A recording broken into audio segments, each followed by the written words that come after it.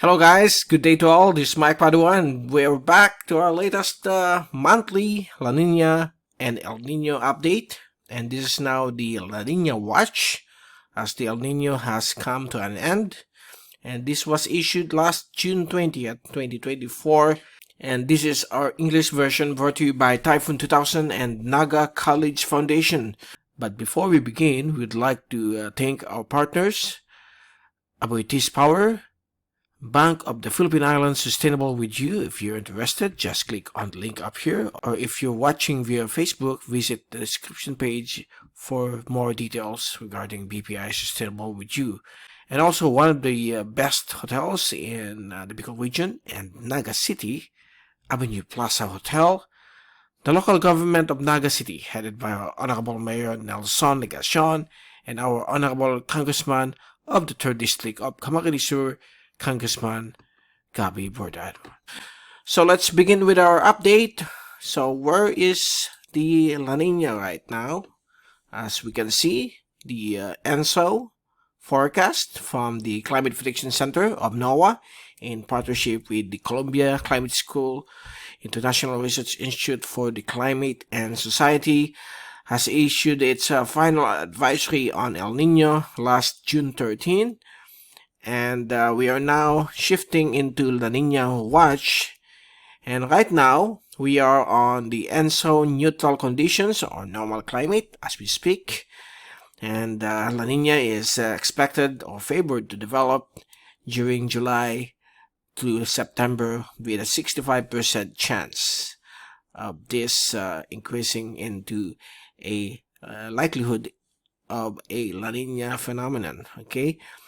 And this is expected to persist in the northern hemisphere winter with an 85% chance of during November to January. Okay. And if we take a look at the latest sea surface temperature anomalies across the western Pacific into the central and eastern Pacific basin, as of June 5, you can already see here the development of a cold sea surface temperature beneath the central and eastern Pacific. So that's a sign that La Nina is expected to develop as warmer sea surface temperature is expected to increase here over the western Pacific, which means we will be having more rainfall than neutral, okay, on having more rainfall than normal average. So we expect that this coming winter until spring of 2025. So here's the latest subsurface temperature anomalies. Okay, this is beneath the ocean.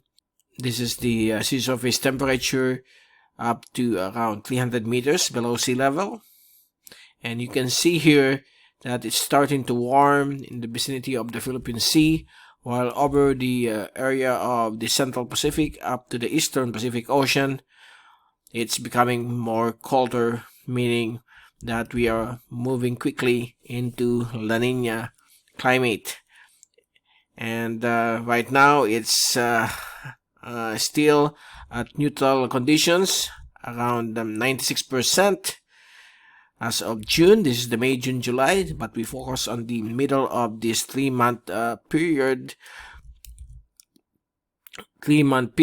Okay, so by July, August, and September, it is likely to dramatically increase up to more than 70%, and then by October, November and December, it might reach a high of more than 80%.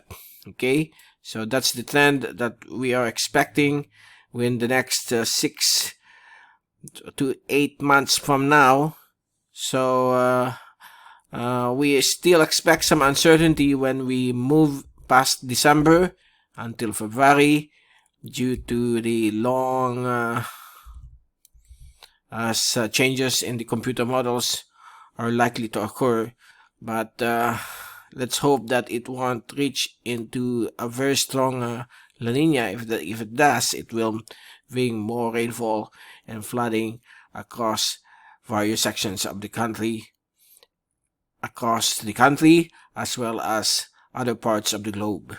Okay, and here's the latest outlook areas for potential dry conditions, dry spell and drought across the Philippine Islands. Right now, everything is back to normal except for Cagayan Valley and the western sections of Central Luzon. Although Cagayan Valley is around drought conditions, there's still the extended effects of El Nino, the post effects, which will last until August, while the western sections of Central Luzon is also under dry spell but no longer under drought conditions. So we will see some dramatic changes of the rainfall rate and rainfall anomalies across the Philippine Islands within the next 6 months. So here's the probability forecast for rainfall between July, August, and September 2024, issued this June 2024, and it looks parts of the Visayas and the whole of Mindanao is now expected to have more than 50% of above average rainfall, while the rest of the archipelago is still between normal to slightly below normal conditions, particularly the western sections of Luzon. And if we move this into the August, September, October time frame, more areas in Luzon will increase to more than 50% of above average rainfall. This will now include Mimaropa, particularly Palawan, around 10 to 50% above normal. Okay, so expect more rainfall in store. And around September, October, and November, more areas will be around 50% of above average rainfall, with Palawan increasing to more than 70% of above average rainfall, particularly which also includes Batanes and Babuyan Group of Islands. And come October, November, December, more areas will increase. It shows here areas like Mimaropa,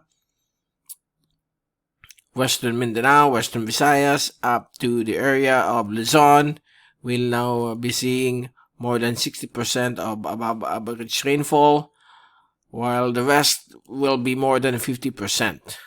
So we are now moving into the possible effects of La Nina, which is expected come October, November, December, because right now it is still forecast to develop beginning next month until early October. Okay, and the effects will be felt after October until May of 2025. Okay, so that's the latest from the La Nina Watch.